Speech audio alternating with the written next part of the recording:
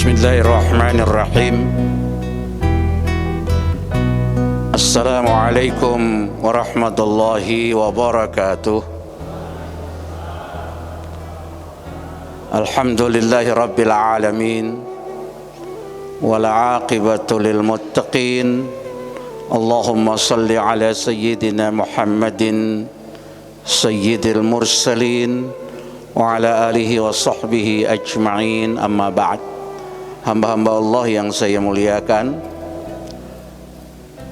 dalam beberapa kali pertemuan sebelumnya saya telah membicarakan tentang salah satu penyakit hati yang diperingatkan oleh Nabi Shallallahu Alaihi Wasallam melalui sabda beliau, yaitu penyakit hati yang bernama wahan, hampir mirip dengan Wuhan. Cuma bedanya kalau Wuhan itu asal mula muncul virus corona COVID-19, maka wahan adalah penyakit hati yang diperingatkan oleh Nabi Shallallahu Alaihi Wasallam. Penyakit itu punya dua tanda atau punya dua gejala. Gejala pertama sudah kita bicarakan pada beberapa pertemuan di majelis ini, yaitu hubbud dunia atau cinta dunia. Gejala kedua adalah karahiyatul maut, membenci atau tidak menyukai kematian. Ini yang akan kita bicarakan pada pertemuan malam hari ini. Membenci atau tidak menyukai kematian.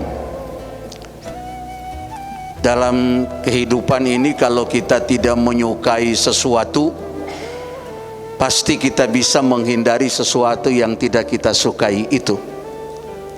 Kalau kita tidak menyukai suatu tempat karena tempat itu buruk, pasti kita bisa menghindari untuk tidak datang ke tempat tersebut. Berbeda dengan kematian. Betapapun kita tidak suka pada kematian, betapapun kita membenci kematian, kita pasti akan didatangi oleh kematian. Itu bedanya. Sebenci-bencinya, setidak tidak sukanya seseorang pada kematian, dia pasti akan bertemu atau didatangi oleh kematian itu. Qul innal mautal ladzi tafirruna minhu fa innahu mulaqikum. Katakanlah, sesungguhnya kematian yang kamu lari daripadanya, maka kematian itu pasti akan menemuimu. Nabi Muhammad sallallahu alaihi wasallam bersabda, "Atani Jibrilu faqala, ya Muhammad, ish ma syi'ta fa innaka mayyitun. Wahbib man syi'ta fa innaka mufariquhu, wa'mal ma syi'ta fa innaka majziyum bihi." Nabi Muhammad bersabda, Jibril mendatangiku dan berkata, "Hai Muhammad, hiduplah sesukamu, tapi engkau akan mati. Cintailah siapa yang ingin engkau cintai, tapi engkau pasti akan berpisah dengannya. Berbuatlah sesukamu, tapi engkau pasti akan dibalas." Tiga nasihat Jibril pada Nabi, yang esensinya nasihat ini juga dan terutama untuk kita sekalian. Ish ma syi'ta, silakan hidup sesukamu, mau beriman silakan, mau kafir silakan, mau ibadah silakan, mau tidak ibadah silakan. Mau rendah hati silakan, mau sombong silakan, mau syukur nikmat silakan, mau kufur nikmat silakan, mau makan halal silakan, mau makan haram silakan, tapi ingat, engkau pasti mati. Wahbib man syi'ta, cintailah siapa yang ingin kau cintai. Cintailah suami bagi seorang istri, cintailah istri bagi seorang suami, cintailah anak bagi orang tua, cintailah orang tua bagi anak, cintailah siapa saja, cintailah hartamu, cintailah mobilmu, cintailah rumahmu, cintailah uangmu, cintailah perhiasanmu. Fa innaka mufariquhu, tapi ingat engkau pasti berpisah dengannya, cepat atau lambat. Wa'mal ma syi'ta, berbuatlah sesukamu, mau berbuat baik, mau berbuat jahat, silakan. Apapun yang kita perbuat, yang kita lakukan, kebaikan atau keburukan, pasti akan dibalas. Fa innaka majziyum bihi, pasti akan dibalas. Kebaikan dibalas kebaikan, keburukan akan dibalas dengan keburukan. Faman ya'mal mithqala dzarratin khairan yarah wa man ya'mal mithqala dzarratin syarran yarah, pasti dibalas. Mengapa ada kematian? Mengapa ada kematian? Kematian itu niscaya. Kematian itu satu kepastian. Karena Allah menciptakan mati sebagaimana Allah menciptakan hidup. Hidup dan mati kedua-duanya ciptaan Allah Subhanahu wa taala, dan keduanya merupakan pasangan yang tidak terpisahkan. Alladzi khalaqal mauta wal hayata liyabluwakum ayyukum ahsanu amala, yang menciptakan mati dan hidup untuk menguji kamu siapa yang paling baik amalnya.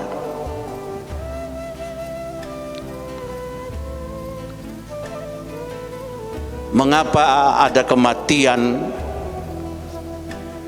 Karena kematian itu ciptaan Allah sebagaimana Allah menciptakan hidup. Kita pasti mati, yang hidup pasti mati.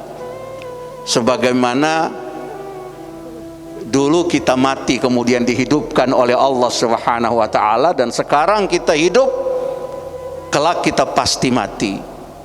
Dulu kita mati, yakni tidak ada di dunia ini, lalu diciptakan dan dihidupkan oleh Allah Subhanahu wa taala di dunia. Nanti kita juga akan dimatikan oleh Allah. Karena itu menurut agama hidup 2 kali dan mati 2 kali.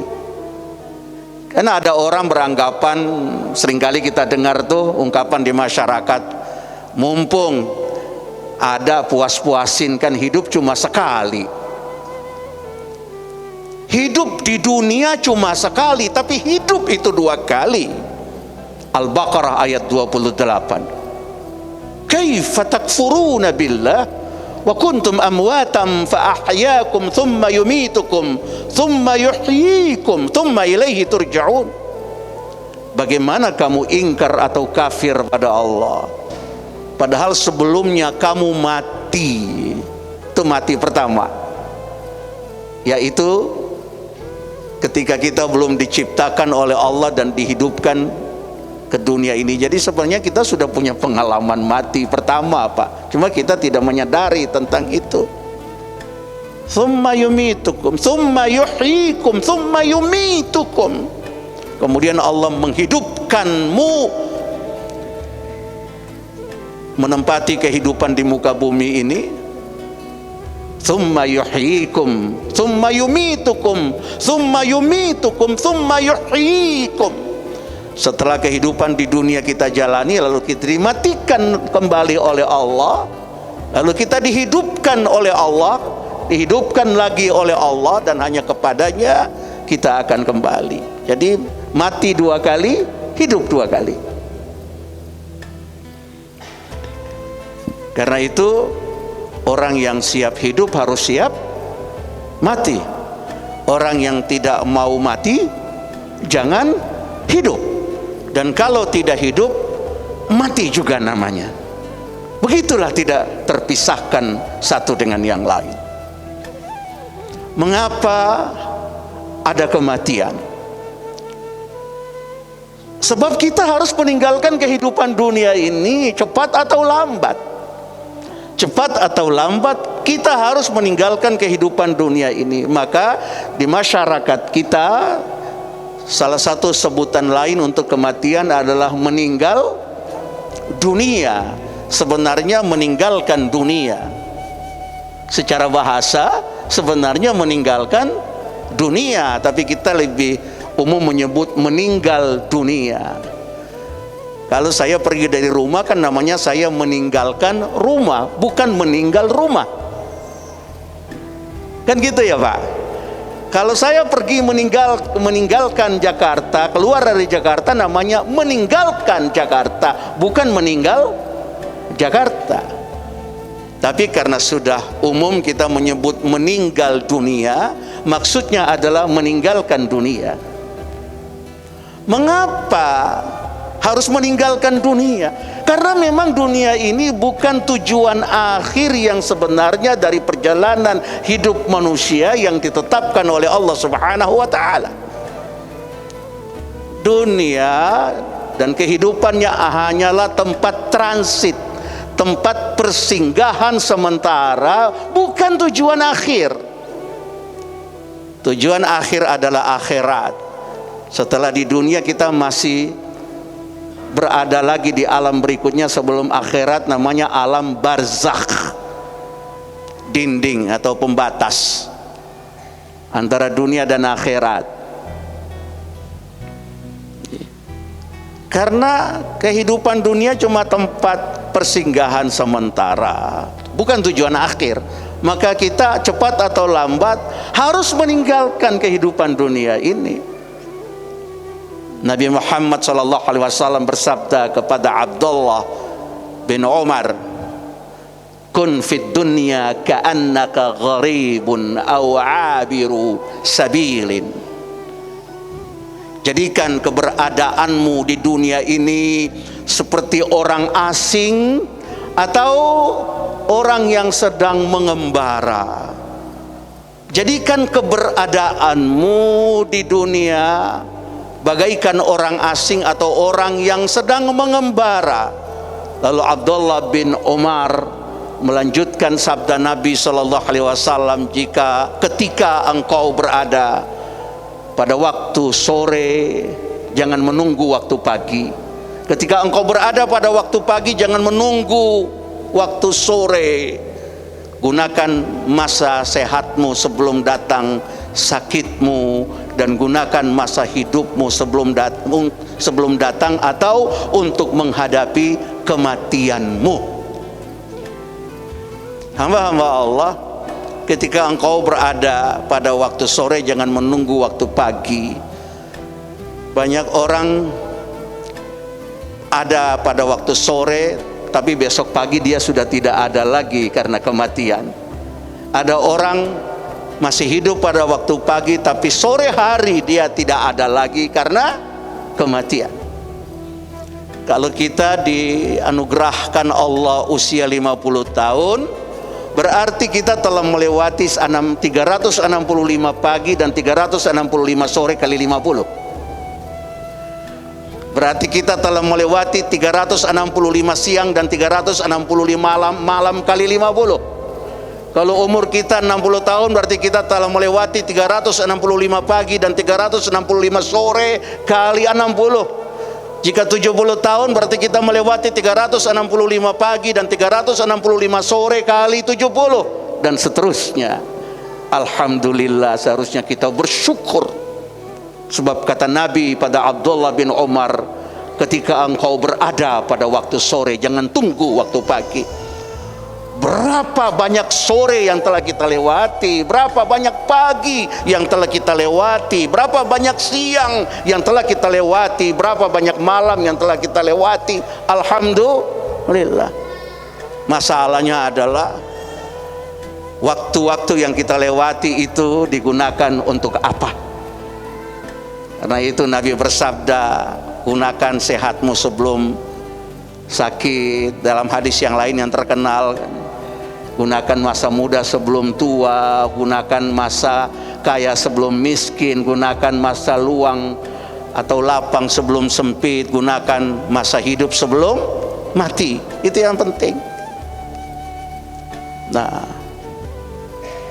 mengapa ada kematian? Karena kalau tidak ada kematian dan kita hidup terus menerus, nanti kita jadi susah sendiri dan menyusahkan orang lain. Kalau tidak ada kematian, Bu, dan kita hidup terus, pasti kita akan susah sendiri dan menyusahkan orang lain. Sebab ada hukum kehidupan yang mengikat diri kita, bahwa semakin bertambah umur dan semakin lanjut usia, kondisi fisik kita akan menurun, makin menurun, makin menurun, terus menurun, dan lama-kelamaan tidak berdaya. 70 tahun aja tubuh kita sudah, ya Pak, 70 tahun aja kita sholat, mesti gayanya berapa kali kau mau ruku dan sujud? Benar gak Pak? Naik tangga saja, satu anak tangga pegangan dulu, anak tangga yang berikut pegangan lagi.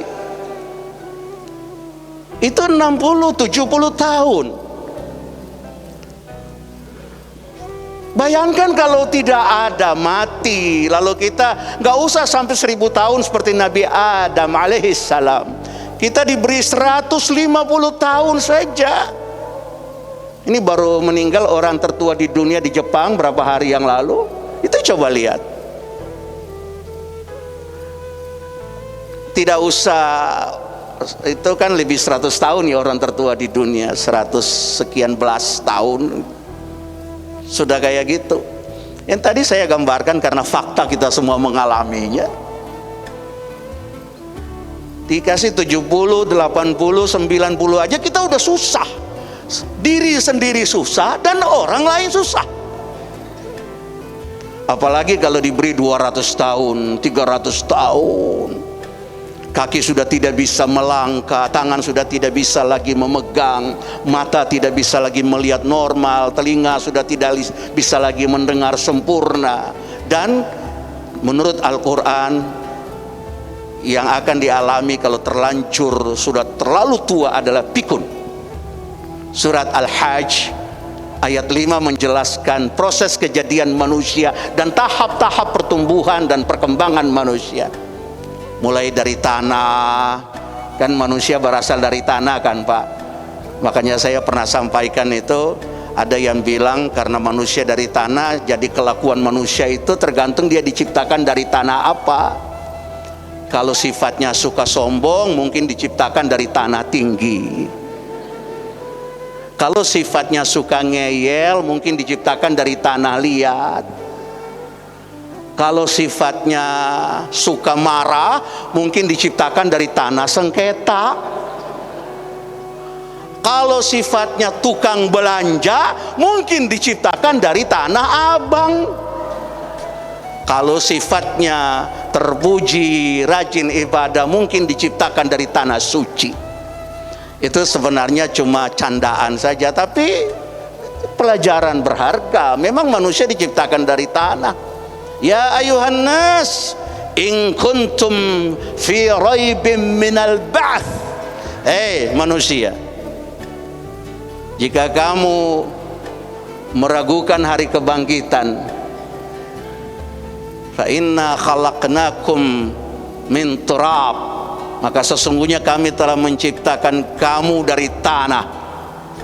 Summa min nutfatin, kemudian dari setetes air mani. Summa min alaqatin, kemudian dari segumpal darah. Summa min mudghatin, kemudian segumpal daging. Mukhallaqatin wa ghairi mukhallaqah, yang sempurna kejadiannya maupun yang tidak sempurna kejadiannya. Linubayyina lakum wa nuqirru fil arhami ma nasya'u ila ajalim musamma, lalu kita ditempatkan di dalam rahim ibu sampai waktu yang ditentukan. Kemudian Allah mengeluarkan kita menjadi bayi, lalu berangsur-angsur kita menjadi kuat, menjadi dewasa. Wa minkum may yutawaffakum, di antara kamu ada yang kami wafatkan atau kami matikan. Wa minkum may yuraddu ila ardhalil umur likaila ya'lama min ba'di ilmin syai'a, dan ada yang dikembalikan sampai usia yang sangat tua alias pikun, sehingga dia menjadi tidak tahu apa yang sebelumnya dia tahu. Kalau sudah pikun, kamar mandi dikira kamar tidur, sudah tidak bisa lagi membedakan antara uang 100.000 sama 10.000. Nah, udah tidak bisa. Dia sudah tidak tahu, tapi dulu tahu, kata Al-Quran. Ibu biasa baca surat Yasin, Bu? Ya, surat Yasin itu wa man nu'ammirhu nunakkishu fil khalqi afala ya'qilun. Dan barang siapa yang kami panjangkan umurnya, kami kembalikan kepada kejadiannya, apakah mereka tidak berfikir? Coba bayangin aja Pak, jangankan 100 tahun, jangankan 300 tahun. Kalau kita nggak mau, saya nggak mau mati, mau bagaimana mau mati? Bapak susah sendiri dan menyusahkan orang. Buang air besar di tempat tidur, kan nggak bisa bergerak lagi. Paling nggak kan harus tiap saat ganti pampers. Bayangkan ganti pampers selama 300 tahun, Pak. Padahal nggak mau mati. Terus kalau nggak mau mati mau apa? Karena itu mati harus ada. Ya, harus ada. Memang kita nggak mau mati pun pasti mati. Nah, oleh sebab itu Allah Subhanahu wa ta'ala menciptakan mati sebagaimana Allah menciptakan hidup. Sebutan untuk mati kan juga kalau dalam bahasa Indonesia juga disebut wafat, ya Pak. Dari bahasa Arab wafat, wafah. Allahu yatawaffal anfusa hina mautiha. Yatawaffa, kalau dalam ayat 42 surat Az-Zumar itu artinya Allah memegang jiwa atau nyawa manusia ketika matinya. Yatawaffa itu dari kata wafat, wafah, yang pada mulanya wafat atau wafa yang diambil juga dalam bahasa Indonesia berarti atau menjadi wafat yang berarti mati atau meninggal dunia. Itu pada mulanya berarti menyempurnakan atau mencapai batas akhir. Jadi wafat atau wafah yang kemudian diambil jadi wafat dalam bahasa Indonesia itu secara bahasa berarti menyempurnakan atau mencapai batas akhir. Kematian disebut wafat atau wafat karena orang yang meninggal dunia itu umurnya telah sempurna atau mencapai batas akhir. Kalau dalam hadis yang lain disebut rezekinya juga sudah sempurna. Tidak akan mati manusia sebelum dia habis memakan rezekinya. Innan nafsa lan tamuta hatta tastakmila rizqaha. Seseorang tidak akan mati kecuali rezekinya disempurnakan. Jadi ibu nggak usah khawatir, selama rezeki belum habis ibu belum mati. Kalau mati berarti sudah sampai batas akhir hidup dan sudah sampai batas akhir rezeki. Makanya disebut wafat, wafah atau wafat dalam bahasa Arab, menyempurnakan atau mencapai batas akhir. Usianya atau umurnya sudah mencapai batas akhir, maka dia meninggal dunia. Rezekinya juga sudah sempurna atau disempurnakan oleh Allah Subhanahu wa ta'ala. Itu kematian. Nah, oleh sebab itu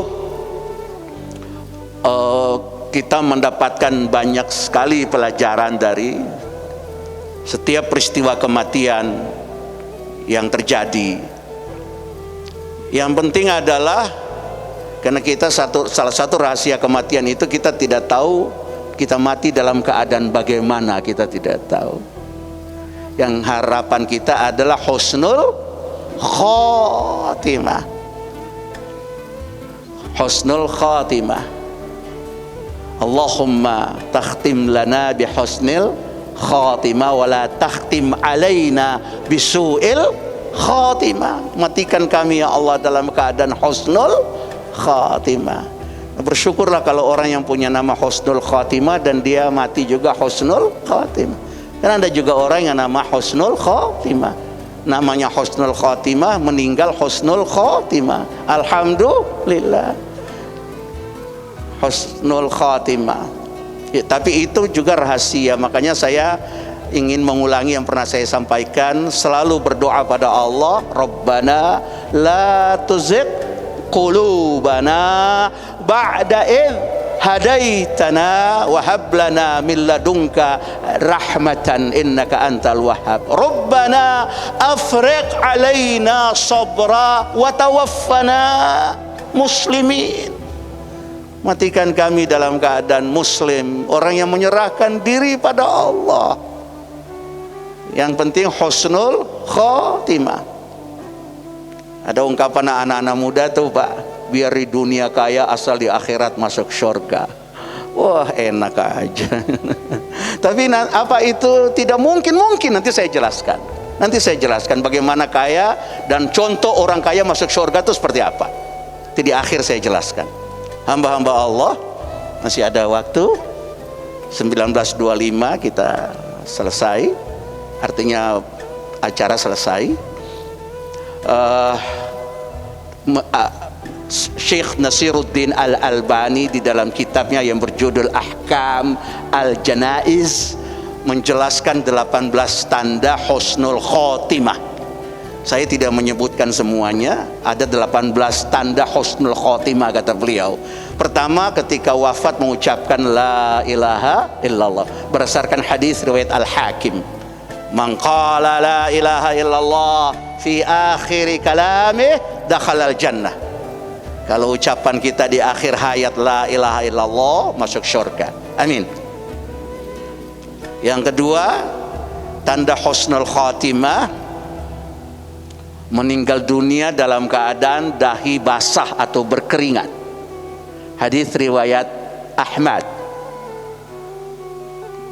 Wafatnya orang beriman itu dengan dahi berkeringat atau dahi basah. Banyak orang pasti punya pengalaman ketika ada keluarga yang meninggal dunia, menyaksikan itu.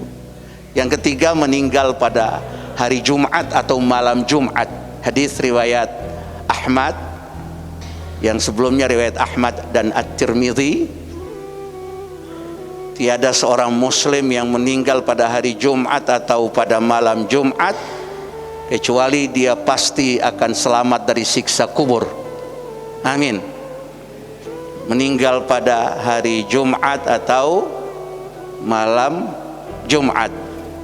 Tapi Rasulullah pasti lebih selamat dari kita meskipun beliau wafat pada hari Senin.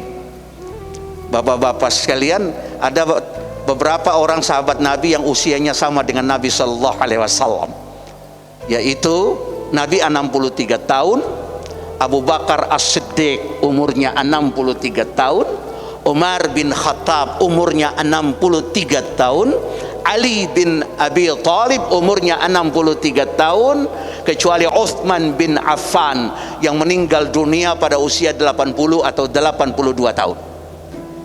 Selain dari itu, 3 sahabat utama Nabi usianya sama dengan Rasul sallallahu alaihi wasallam, 63 tahun. Wafat pada hari Jumat atau malam Jumat. Insya Allah selamat dari siksa kubur. Amin ya rabbal alamin. Kemudian meninggal dunia dalam keadaan tertimpa penyakit tertentu. Dalam hadis riwayat Bukhari dan Muslim, Nabi menyebut 2 penyakit, yaitu akibat wabah kolera, dan yang kedua penyakit perut. Ya kan penyakit itu masanya berbeda-beda, penyakitnya juga berbeda-beda. Menurut pemahaman saya, kalau ada muslim taat yang meninggal karena virus corona COVID-19, itu juga wabah yang mematikan, mungkin lebih bahaya daripada kolera. Tapi paling tidak itu adalah penyakit yang sangat membahayakan. Dia termasuk kategori orang yang syahid. Dan 5 golongan syahid, mati syahid dalam hadis riwayat Imam Bukhari Muslim. Pertama, mati karena wabah kolera. Yang kedua, mati karena sakit perut. Ya, sakit perut dalam hadis memang disebut gitu. Yang ketiga, mati karena tenggelam. Yang keempat, mati karena tertimpa reruntuhan bangunan. Ada bencana alam, bangunan roboh, orang yang muslim yang beriman tertimpa bangunan yang runtuh, dia meninggal dunia, dia menjadi syahid. Yang kelima, orang yang mati karena syahid dalam peperangan, dan ini sebenarnya yang paling tinggi tingkatannya. Nah, jadi itu tanda husnul khotimah. Kemudian dalam hadis yang lain diriwayatkan juga Imam Ahmad, mati ketika sedang melakukan satu ibadah atau amal soleh atau kebaikan. Nabi bersabda, barang siapa yang puasa 1 hari ikhlas karena Allah atau untuk mencari ridha Allah, lalu dia meninggal dunia, maka dia masuk surga. Siapa yang sedekah ikhlas karena Allah, setelah itu dia meninggal dunia, dia masuk surga. Dan orang-orang yang meninggal dalam keadaan melakukan kebaikan-kebaikan, ibadah, amal soleh, karena memang selama ini itulah kebiasaan hidup dia, melakukan kebaikan-kebaikan. Sebab kita mati sebagaimana keadaan hidup kita, kita dibangkitkan sebagaimana keadaan mati kita. Yamutul mar'u ala ma 'asha alaih wa yub'atsu ala ma mata alaih. Seseorang meninggal sesuai keadaan hidupnya, dan dia dibangkitkan sesuai dengan keadaan meninggalnya atau wafatnya. Ya, mudah-mudahan saya pernah titip amalan, mudah-mudahan bapak-bapak, ibu-ibu yang sempat dengar dalam kajian-kajian sebelumnya sudah mengamalkannya setiap malam. Ibu yang mungkin belum dengar, tolong diamalkan mulai sekarang supaya selamat dari siksa kubur. Tiap malam amalkan surat 67. Jumlah ayatnya 30 ayat, namanya surat Tabarak atau surat Al-Mulk. Ini sudah saya sampaikan. Mudah-mudahan kita istiqamah dalam mengamalkannya. Inna suratan fil Qur'ani 30 ayat syafa'at li sahibiha hatta ghufira lahu. Tabarakalladzi biyadihil mulku wa huwa ala kulli syai'in qadir. Di dalam Al-Quran ada satu surat, jumlah ayatnya 30. Surat itu akan memberi syafaat kepada orang yang membacanya sampai dia diampuni oleh Allah Subhanahu wa taala, yaitu surat Tabarak atau surat Al-Mulk, surat 67, 30 ayat. Dibaca tiap malam, Bu, dibaca tiap malam. Ada sahabat Nabi, saya ulangi kisah ini, udah pernah saya sampaikan. Saya kutip dari kitab At-Tadhkirah Imam Al-Qurtubi. Ada sahabat Nabi berkemah atau membuat kemah di satu tempat. Dia tidak tahu di situ ada kubur. Dia buat kemah. Lalu tiba-tiba dia dengar ada suara orang yang membaca surat Al-Mulk, tapi tidak tahu siapa yang membaca. Lalu disampaikan kejadian itu pada Nabi. Nabi katakan itu adalah surat Al-Mulk yang akan menjadi penolong di dalam kubur untuk orang yang membacanya. Jadi, karena kalau berdasarkan hadis dari Utsman bin Affan, kubur itu kan persinggahan, salah satu persinggahan dari persinggahan-persinggahan akhirat. Kalau kita selamat di kubur, perjalanan seterusnya akan lancar. Kalau kita celaka di kubur, maka perjalanan selanjutnya akan jadi susah, lebih susah. Hamba-hamba Allah yang saya muliakan, terakhir, Bu, jangan mengharap mati ya.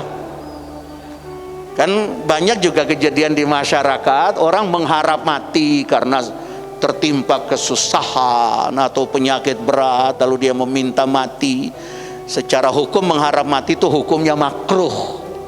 Makruh kata para ulama. Jadi jangan meminta mati. La yatamanna ahadukumul maut. imma muhsinun fala'alla yazdadu wa imma musi'un fala'alla yasta'tib. Sabda Nabi, jangan mengharap mati. Jika kita orang baik, semoga kebaikan bisa bertambah. Jika orang jahat, semoga dia bertobat. Maka yang terbaik kalau memang kita mengalami kondisi berat, menderita sakit berat, terutama sakit berat, Nabi mengajarkan doa, Allahumma ahini makana hayatan khairan li. Ya Allah, hidupkanlah aku sekiranya kehidupan itu baik untukku. Wa tawaffani idza kana al-wafata khairan li. Dan matikan aku apabila kematian itu lebih baik bagiku. Jangan minta mati, ya Tuhan, biar cepat mati dah. Pikir mati enak kali ya. Gampang. Allah ngasih hidup tuh alhamdulillah, ya Allah, bisa istighfar, bisa tambah amal. Nah, saya ingin tutup, nih sudah waktunya. Mudah-mudahan kita termasuk orang yang harta kita ikut sampai ke akhirat, amin. Harta kita ikut sampai ke akhirat, amin. Maksudnya apa? Bukan uang kita ikut sampai ke akhirat. Nggak ada orang mati dikubur bersama HP-nya, nggak ada orang mati dikubur bersama uangnya, nggak ada orang mati dikubur bersama mobilnya, boro-boro mobil, motor aja kagak bisa masuk, rumahnya nggak ikut. Yatba'ul mayyita thalathatun fayarji'u ithnani wa yabqa wahid. Yatba'uhu ahluhu wa maluhu wa amaluhu fayarji'u ahluhu wa maluhu wa yabqa amaluhu. Tiga yang mengikuti mayit ke kubur. Yang mengiringi mayit ada tiga. Pertama keluarganya, yang kedua hartanya, ketiga amalnya.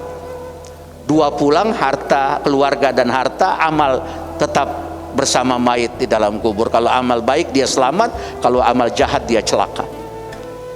Nah, jadi tidak akan ikut harta secara materi. Yang ikut secara materi duniawi cuma kain kafan beberapa meter.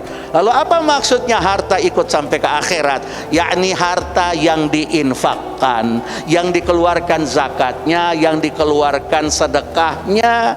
Almar'u fi dhilli sadaqatihi yaumal qiyamah. Seseorang itu berada di bawah naungan sedekahnya pada hari kiamat.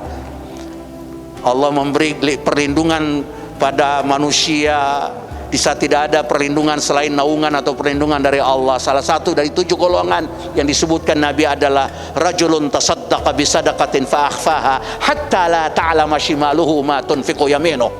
Orang yang bersedekah dengan ikhlas sehingga seolah-olah tangan kanannya, tangan kirinya tidak tahu apa yang dikeluarkan oleh tangan kanannya. Makanya saya tutup, sahabat-sahabat Nabi ada yang dijamin masuk surga, itu orang-orang kaya. Abu Bakar As-Siddiq itu saudagar kaya, dijamin masuk surga. Kuncinya apa? Beliau sedekahkan seluruh harta kekayaannya. Umar bin Khattab dijamin masuk surga, beliau menyedekahkan separuh harta kekayaannya. Utsman bin Affan ketika meninggal dunia punya kekayaan, beliau meninggalkan kekayaan 100.000 dinar, 1 juta dirham, 1.000 ekor kuda, 1.000 orang budak, dan beberapa properti milik beliau yang nilainya kurang lebih 200.000 dinar. Beliau dijamin masuk surga karena beliau adalah orang kaya yang paling banyak berinfak.